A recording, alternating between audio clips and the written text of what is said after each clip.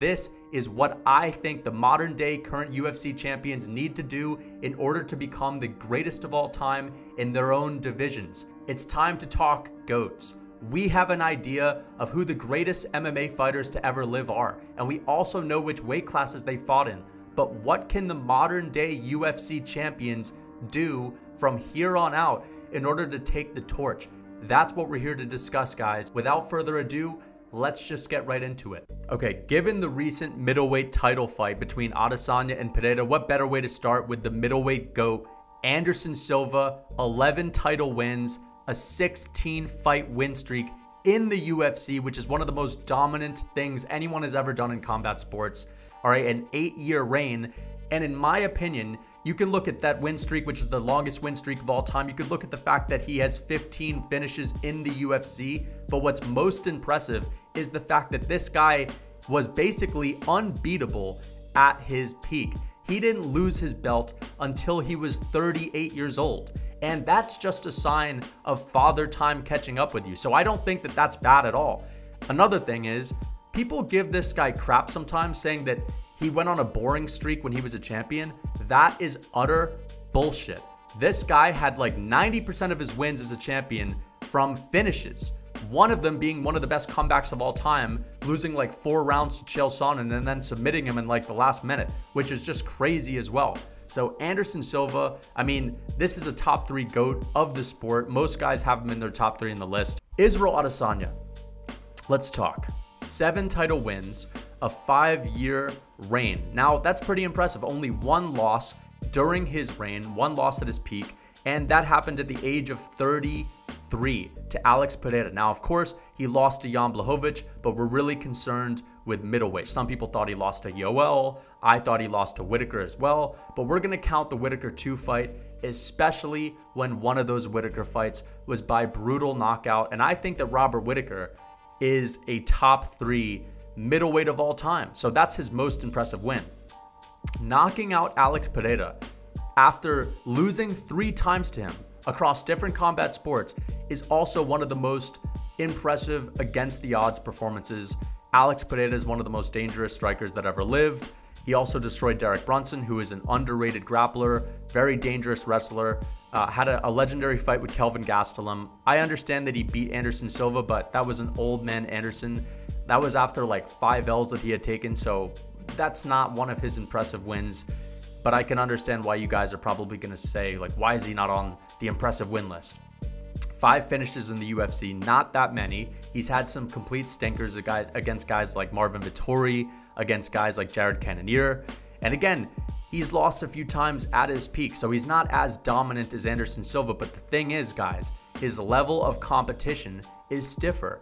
Anderson Silva never fought a striker in Alex Pereira. Now, Anderson Silva isn't as one-dimensional when it comes to his offense like an Adesanya. Adesanya can't really submit guys like an Anderson Silva, so that's an advantage Silva would have over Alex Pereira. But again, we don't see any guys like that on Anderson Silva's resume. We don't see any guys like Robert Whitaker on there either. And it is what it is. The guys of the past aren't as great as the guys of today. I still think Silva would beat Adesanya if both of them were in their prime, just based on the styles, based on the fact that they're both strikers. And I think Silva would have a slight edge. But what does Isreal Adesanya have to do to pass him? Because I don't think that the fighters of today have to go win for win, tit for tat with the fighters of the past. So I think Adesanya needs 3 more title wins at middleweight. This is the 2nd time he's captured the belt. So he needs 3 more title wins. But he can also do it with 2, which would make it like 9 title wins in total. If his 2 are over Khamzat Chimaev and Robert Whitaker for a 3rd time, that's enough to call him the GOAT. Because again, Robert Whitaker at this point in time is the best he's ever been. And I think Whitaker is still not yet hit his peak. If Adesanya can beat him again and make that 3 wins over Robert Whitaker, who's one of the best middleweights to ever live, he's got to be a top 3 middleweight. And if he can beat Khamzat Chimaev, who is an absolute fucking nightmare for a guy like Isreal Adesanya, stylistically, he's the GOAT, all right? He doesn't have to go, again, win for him in a title picture. I think he needs 2 more title wins if those 2 guys are involved. or in general, just 3 more title wins. Adesanya is one of the guys that is closest to passing the GOAT of his division. I know that sounds crazy, but that win over Alex Pereira really catapulted him up there. And if he can beat Khamzat, I mean, goodness gracious, that would be impressive. We are on to lightweight. Khabib Nurmagomedov. This is the lightweight GOAT. Some people say that it isn't, but they're absolutely delusional, or they just can't stand Khabib. You cannot deny this. This guy's the lightweight GOAT. 4 title wins, 3 title defenses, which is tied for the most title defenses in lightweight history. And you have to take into account that this is one of the hardest divisions that there is to defend your belt in. All right, so 3 title defenses is very impressive for this division. We don't have lightweights or guys like heavyweights defending their belt 8, 9 times. It just doesn't happen because those divisions are stacked or just really dangerous. Khabib is one of the most dominant fighters to ever live. 13-fight win streak in the UFC, 13-0, undefeated, never lost, and we saw what he did to most of his opponents, completely demolished them. 7 finishes in the UFC, wins over guys like Conor McGregor, Dustin Poirier. Those are 2 of the best lightweights to ever do it. RDA, who in my opinion has got to be like a top 40, 50 fighter of all time. Justin Gaethje, Edson Barboza, Michael Johnson. People say he doesn't have impressive wins. As I said, bullshit. These are all impressive wins. Conor McGregor's a top 15 fighter of all time, and Dustin Poirier's got to be in the top 30. So Khabib Nurmagomedov is a tough guy to beat at lightweight, but it just so happens that Islam Makhachev's kind of got a head start with a win over Charles Oliveira, who in many people's opinions is the 2nd best lightweight of all time, given the fact that he had 2 title defenses and a crazy win streak. And he just beat Alexander Volkanovski, who is still in a lot of people's eyes, including me, the pound-for-pound best fighter on this planet. Those 2 wins are better than any of Khabib's wins. And I understand Khabib beat Conor McGregor, but we're talking about the lightweight division. Conor McGregor may be higher up on the all-time list than Oliveira, but in lightweight, he hasn't done as much as Oliveira. So I think that a win over Volkanovski and Charles, that's already, you're basically tying the man as it is. 8 finishes in the UFC, a 12-fight win streak currently, and 2 title wins. So listen, I actually think that Volkanovski beat him, but it was such a close fight that we can just count it as a win for the sake of the conversation. So what does Islam need to do in order to pass Khabib? I think he needs 2 more title wins. That's all he has to do. He just has to tie Khabib for the most defenses. You don't have to pass Khabib given the wins that you have, given that they're so goddamn impressive. You know what? Even 1 more win, if it's against a guy like Beneil Dariush, because someone like Beneil Dariush would be so dangerous. Khabib never fought a Beneil Dariush. Khabib never fought a Charles Oliveira. He fought really dangerous strikers. But Volkanovski is a guy that's better than anyone Khabib has ever fought. So if Islam can just get 2 more wins, without a doubt, he's the GOAT. He doesn't have to get 4 defenses. It doesn't matter if he's lost once in his career. The guy got knocked out when he was young. That can happen to everyone. He doesn't have the same granite chin as Khabib. He's not as overpowered in a sense, but I think he's going to pass him. I honestly think that he is going to. So I said Adesanya was closer, but given the people that Adesanya has to go through in order to become the GOAT, I think it's more likely that Islam will pass Khabib than Adesanya passing Anderson Silva. Because on to welterweight. George St-Pierre, all right? This guy is in most people's top 2 best fighters to ever live. 12 title wins, 11 defenses, which is the most of all time at welterweight. And this guy's on 11-fight win streak. We know he doesn't have that many title wins, 2 title wins in total. That doesn't sound like shit compared to 11 until you look at his impressive wins. Kamaru Usman twice, putting him out cold once, and then, in my opinion, 50-45ing him in the second fight. The only round he lost to Usman in that fight was one in which he had a point deducted. So all right, 49-46, but I can't give Usman anything better than that. Usman is the 2nd best welterweight to ever live. And it's not like Usman was just a destroyed version of himself. Like, he was beating Leon Edwards in their first fight. That was still a really good Usman. That was an Usman bouncing off of a Colby Covington win. A very dominant win over RDA, 49-46. A win over Gunnar Nelson, a win over Donald Cerrone. This was years before Conor fought Donald Cerrone, so this was a very impressive win. A win over Vicente Luque, 4 finishes in the UFC. But in reality, he's going to have to go through guys like Colby, Burns, and I think he can get through those guys. but then he'll have to beat guys like Shavkat. Then he'll have to beat other monsters that are going to come behind Shavkat that we're not all too aware of at this very moment. He'll have to fight a guy like Jack Della Maddalena. He's going to have to get 6 more title defenses, which in total would make it 7 title defenses for Leon Edwards. But because we're talking about guys like Burns, Usman, Shavkat Rakhmonov, even Colby at this point in time, even though he's a little bit old, those are really impressive wins, man. They just are. And I don't think you need to have 11 title defenses, 12 title wins in total in order to pass him. I think 8 for Leon Edwards is just fine. So that's a tall task. I don't think he'll be able to do it. Featherweight. The featherweight GOAT, also the featherweight champion. This is weird, right? Alexander Volkanovski is the featherweight GOAT. So I'm going to tell you guys, I'm doing something different. I'm going to compare Volkanovski to someone else. But let's talk about Volk first. I think he's the featherweight GOAT. I don't want to hear anything about Jose Aldo. The guy's been beat too many times by other people while he was still a young man, all right? He's been beat by every other GOAT that's in contention for the featherweight GOAT status. I can't have him up there. The man has 5 title wins, and he's the most dominant featherweight champion ever. And you may be saying, what about Jose Aldo's dominant, 10-plus fight win streak? No. Alexander Volkanovski has only lost 3 fucking rounds at featherweight, all right? Which is absolutely crazy. He's undefeated at featherweight, and he's only lost 3 rounds, 2 of them being to Max Holloway out of 15 total rounds against Max. That's 13 rounds against the consensus 3rd greatest featherweight to ever live. He's beat Jose Aldo, 30-27'd him, schooled him, beat Chad Mendes, beat Brian Ortega 50-45. I know Ortega had him in the choke. It was still 50-45. Volkanovski was winning the round for like 3 minutes up until that choke. And that situation was only 30 seconds. After that, Volkanovski beat his ass with ground and pound. So that's Volkanovski round. The man 50-45'd him, and then he destroyed Korean Zombie, dropped Zombie 3 times in that fight, TKO'd him. Only 4 finishes in the UFC, but it's kind of skewed.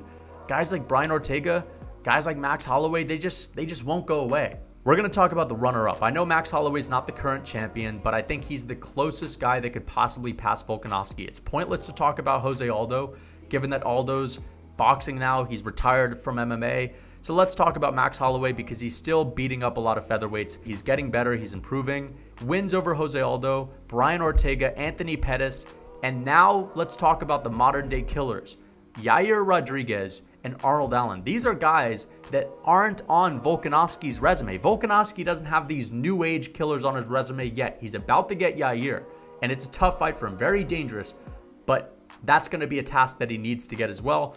Listen, I know Volk has Max on it 3 times, but Max has taken out these young killers that I think are better than Brian Ortega, that I think are better than guys like Korean Zombie at this point in time. So these are extremely impressive wins.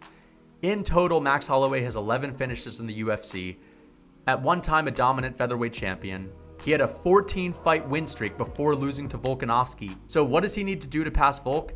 Number 1, he needs to beat the man. All right, he needs to beat Volkanovski in a 4th fight and then get 5 to 6 wins in a row. Then maybe we can talk about him being the featherweight GOAT, because that would be like 9 total title defenses. That'd be 2 championship reigns, finally beating Volkanovski, who is the featherweight GOAT. Or if he doesn't beat Volk, he just needs to get like 8 wins in a row now, and Volkanovski needs to lose a lot. So Max Holloway's completely against the odds. I don't see him ever becoming the featherweight GOAT, but we have to talk about Max. There's really no one else. We can't talk about a retired fighter. Heavyweight, Stipe Miocic, 6 title wins, all right? The reason why Stipe is the heavyweight GOAT is because, again, those 3 title defenses before he lost to DC. This is the hardest division aside from lightweight to defend in because everyone can get finished. It's easy to get KO'd. And Stipe was the one who was just knocking everyone out, dominating a guy in Francis Ngannou who everyone was painting out to be like the next god of the division. Beating Daniel Cormier twice to become a champion again and then defending the belt again. 6 total title wins, 4 total defenses.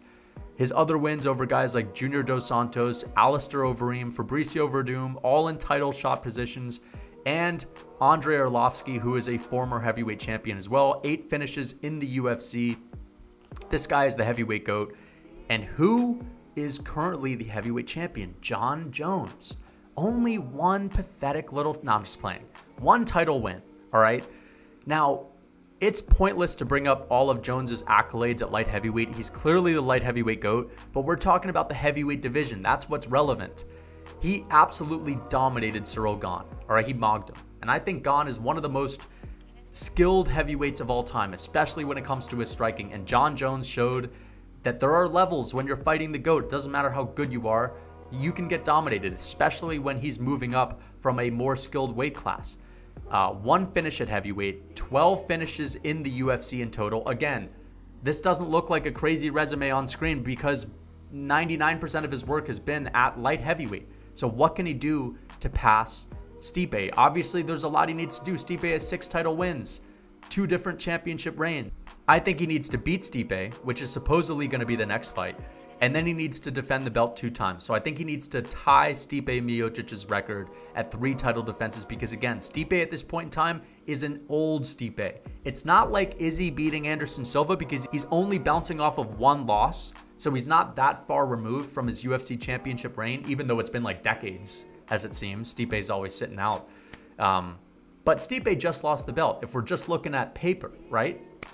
He needs to beat Stipe, and then he needs to defend the belt twice, all right? Stipe's just done more, 6 title wins. You can't be the GOAT with just 2 fucking title wins. You need some more. And I don't think he'll ever be the heavyweight GOAT because he's gonna retire after Stipe. He'll definitely be one of them, and he's the GOAT of the sport, all right? A lot of people are waiting for me to say that. He is the GOAT of the sport, so it's not like, oh, you aren't the heavyweight GOAT, big fucking whoop.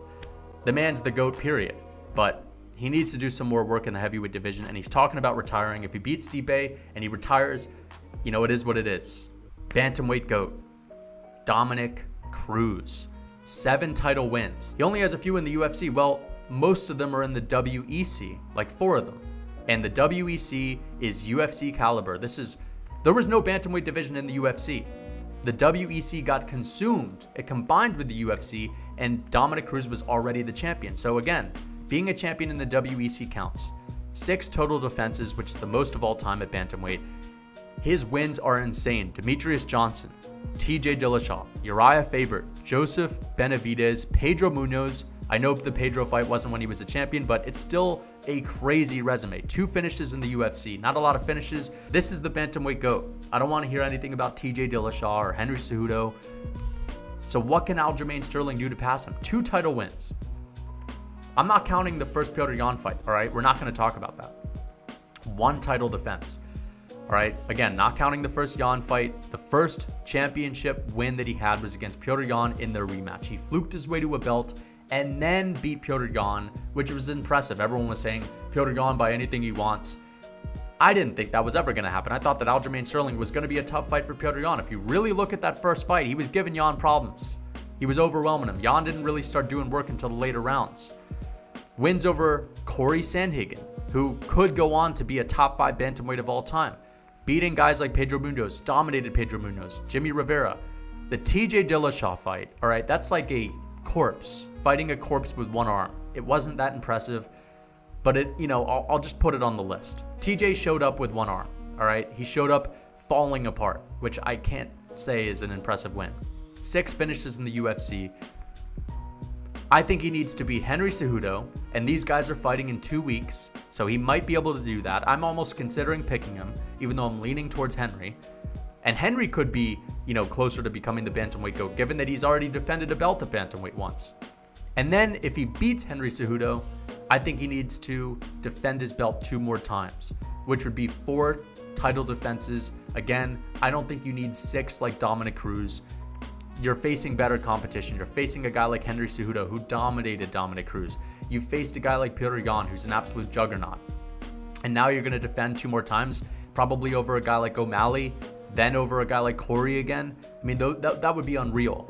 The issue is, he might not ever defend again after beating Henry Cejudo because he's boys with Merab. And Merab Dvalishvili wants a title shot. And Aljo is saying he's going to move up and relinquish the belt, which I think is a mistake for their career, but maybe he won't ever get the chance to do it. And maybe Merab will go on to be the bantamweight GOAT because Merab looks unbeatable. Everyone thinks it's hard to get lean. Oh, it's too difficult. I'm too lazy to eat well. In reality, that's just a big fat excuse. You just don't know how to cook. And if you know how to make healthy food taste good, it's 100 times easier to stick to your diet. Today, I'm gonna show you guys how to make a classic comfort food with whole and unprocessed ingredients. Let's make some chocolate ice cream. We're gonna get it cracking with some whole milk and some full fat yogurt. I'm using the rawest form of chocolate today, so I'm adding cacao powder, and to sweeten it up, a half a cup of raw honey. Now that's 4 ingredients. I'm gonna blend that up. Now I'm gonna pour it into my ice cream machine. We're gonna leave this on for 25 minutes. Super easy. I'm adding a little bit of frozen chopped cherries to add some fruit. And look at that refreshing, healthy ice cream. Only 5 goddamn ingredients. For more recipes like this, comfort foods made with whole and unprocessed ingredients, check out my real food cookbook. The link is in my description. Use code MMA for 30% off.